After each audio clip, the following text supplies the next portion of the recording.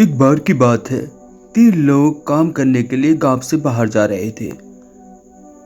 वो तीनों सुमसाम इलाकों से, घने जंगलों से, जो कि हरे भरे जंगल थे, उनके बीचों बीच से निकल के जा रहे थे। उन्हें चलते चलते काफी मजा भी आ रहा था। वो काम की तलाश में थे क्योंकि गांव में बहुत ही ज्यादा बेरोजगारी थी।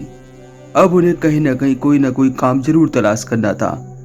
उन्होंने एक दूर दराज एक गांव के बारे में सुना था जहां उन लोगों को काम मिलने की आशा थी। इसलिए वो उस गांव की तलाश में तीनों निकल पड़े। वो एक ज्वालामुखी के पास से निकल रहे थे और चलते चलते इतना चले कि वो थक गए। आखिरकार शाम भी हो गई। जब रात हुई तो फिर उन्होंने एक जगह पर आराम किया। वहां से बहुत ही बड़ा चांद का नजारा भी दिख रहा था, जो कि बहुत ही ज्यादा खूबसूरत था। उन्हें वहां लेटे हुए मजा भी आ रहा था। कितना आनंदमय था सब कुछ। वो लेटने के बाद शायद ये सोच रहे थे कि पता नहीं उन्हें कोई काम मिलेगा भी या नहीं, लेकिन वो अपने सफर को जारी रखना चाहते थे क्योंकि उन्हें काम ढूंढना ही था। आखिरकार वो धीरे धीरे एक गांव पहुंच गए, लेकिन वो इस गांव को देखकर काफी हैरान थे क्योंकि ये गांव बिल्कुल सुनसान था। एक छोटा सा गांव था ये। यहाँ पर कोई नहीं था, लेकिन यहाँ एक बकरी थी जो कि सही सलामत थी।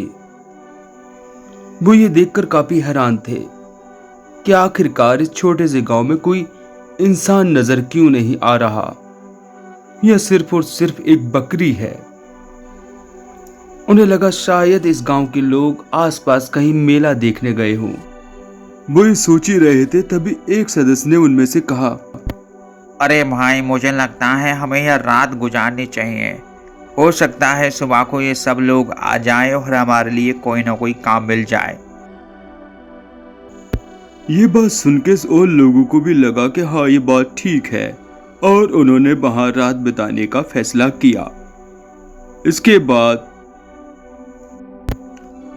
वो उस बकरी के पास ही बिस्तर बिछाकर आराम से लेट गए।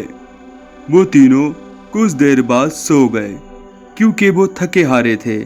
काफी लंबा सफर किया था, लेकिन वो बकरी चुपचाप उनके पास ही खड़ी थी और वो उन्हें देख रही थी। लेकिन उन्हें पता नहीं ये कैसी बकरी थी। और तभी अचानक आखिरकार इंसान आ ही गए ना। मुझे कब से इंतजार था। वो बकरी एक भयंकर चुड़ैल के रूप में बदल गई और वो हंस रही थी क्योंकि उसी ने इस गांव के लोगों को खाया था और अब उनमें से एक को खा गई और वापस अपने बकरी वाले रूप में आ गई, बिल्कुल मासूम बकरी की तरह। अगली सुबह, अरे भाई महेश, अरे महेश, मुझे लगता है राजू यहाँ से भाग गया और उसने हमें बताया भी नहीं। आखिरकार वो गांव क्यों भाग गया और वो बिना बताए हमसे चला गया। हाँ भाई, तुम ठीक कहते हो, उसने हमें बिल्कुल नहीं बताया। पता नहीं यहाँ से वो कुछ चुरा के तो नहीं ले गया, कहीं ये गांव वाले हमें मारे नहीं। वो ऐसा सोच ही रहे थे, लेकिन उन्हें अगले दिन फिर हैरानी हुई क्योंकि कोई भी नहीं आया। आखिरकार पूरा दिन हो गया और फिर शाम हो गई और इसके बाद वो दोनों सो गए।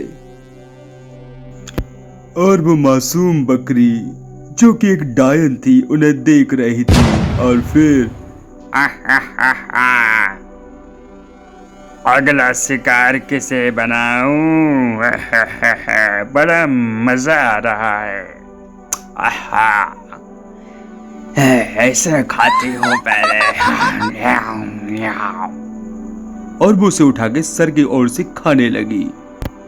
महेश नींद से जाग चुका था और उसने देखा कि कैसे वो एक बकरी, जो कि एक डायन थी, वो उसके दोस्त को खा रही है। इसके बाद उसके पसीने छूट गए और वो भागने लगा।